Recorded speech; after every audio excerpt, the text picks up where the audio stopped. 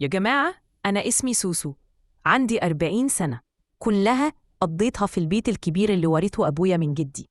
بيت قديم كده بس واسع ومليان بحيوانات وزرع. أنا عمري ما اتجوزت، مش عشان ما جاليش عرسان، بالعكس جالي، لكن أبويا كان دايما يرفض. كان بيقول لي: أنتي هتفضلي هنا معايا، البيت والبهيمة محتاجينك أكتر من أي راجل. كنت بسمع الكلام وقلبي بيتكسر. بحب الرومانسية وبموت في الأفلام اللي بتتكلم عن الحب، لكن كان مكتوب عليا أفضل الخدامة بتاعت البيت والزريبة. وسط كل ده كان فيه الحمار بتاعنا. والله شكله مختلف، جسمه كبير قوي، رمادي غامق، وعيونه فيها لمعة غريبة كأنها بتكلمك. أنا عمري ما كنت بحب الحمير، بس الحمار ده كان له وضع تاني. أبويا كان بيخليني أكله وأهتم بيه، وكنت في الأول بعمل ده وأنا متضايقة، لكن مع الوقت بدأت ألاحظ إنه مش زي أي حمار. تخيلوا إنه كان بيسمع الكلام، لو قلت له قرب يقرب، لو قلت له استنى يقف مكانه. مرة وقع مني جردل مية، لقيته جايب الجردل برجله يقربه ليا. وفي يوم من الأيام أبويا ندى عليا: يا سوسو، خدي البرسيم وودي للحمار. رحت، وأنا واقفة قدامه لقيته بيبصلي نظرة عمري ما أنساها، كأني واقفة قدام بني آدم مش حيوان. عينيه كانت مليانة كلام، وأنا حسيت بحاجة غريبة جوايا، أمان كده وفضول في نفس الوقت. الموضوع ما وقفش هنا، ده بدأ يعمل أصوات غريبة كأنه بيرد على اللي بقوله. كنت أتكلم معاه عن يومي، عن زعلي، عن أحلامي اللي ما اتحققتش، ألاقيه يهز ودنه أو ينهك نهكة كده كأنه بيرد. وبصراحة يا جماعة أنا اتعلقت بيه، بقيت كل يوم مستنية اللحظة اللي أنزل أحط له درسيم عشان نتكلم. بقيت أحكي له حاجات عمري ما حكيتها لحد، عن رفض أبويا للجواز، عن خوفي من الوحدة، عن أحلامي اللي ضاعت.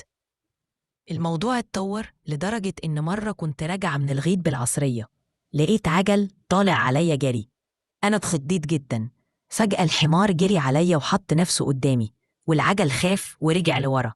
يومها قلت: الحمار ده مش عادي، ده ربنا بعتلي معجزة في شكل حمار. صاحبتي ميرفت كانت دايما تكلمني تسألني: ايه يا سوسو، انتي ليه متغيرة الفترة دي؟ مش بتكلمي عن الجواز ولا بتعيطي زي الأول؟ كنت أضحك وأقول لها: تعالي يوم عندي وأنا هفهمك كل حاجة. وفعلا جاك لي يوم، أول ما دخلت البيت لقيتني فرحانة بشكل غريب. قلت لها: تعالي معايا الزريبة. قالت لي: ايه يا سوسو، انتي هتوديني فين؟ قلت لها: بس امشي ورايا وهتعرفي. دخلنا الزريبة، وميرفت أول ما شافت الحمار وقفت مكانها وقالت: الله، هو في إيه؟ الحمار ده شكله مش طبيعي. ابتسمت وقلت لها: أيوة، هو ده سبب تغييري. ميرفت قعدت تبص له باندهاش، وأنا حكيت لها عن كل اللي حصل من يوم ما بدأت أتعامل معاه. هي اتصدمت في الأول وقالت: أنا أول مرة أشوف حاجة زي كده، أنتي متأكدة إن ده مش وهم؟ قلت لها: لا، دي حقيقة، وأنا عايزة أشاركك السر ده عشان تفهميني. ومن اليوم ده ميرفت بقت تيجي تزورني مخصوص عشان تشوف الحمار. كانت هي كمان بتلاحظ إنه بيتصرف بطريقة مش طبيعية، لدرجة إنها قالت: يمكن يكون ربنا بعتلك رسالة في صورة حمار عشان يخرجك من حالتك اللي كنتي فيها. الكلام ده خلاني أفكر، يمكن فعلا، يمكن ربنا شايفني محتاجة أمل، فبعت لي الأمل ده في صورة أبسط مخلوق ممكن أتخيله. ومن وقتها حياتي كلها اتغيرت، ما بقيتش مهمومة بفكرة الجواز ولا الوحدة. بقيت أصحى من النوم عندي هدف، أضحك وأحس إني لسه عايشة. الحمار الغريب ده علمني إن الأمل ساعات بيجي من أماكن مستحيلة، علمني إن مفيش حاجة اسمها فات الأوان.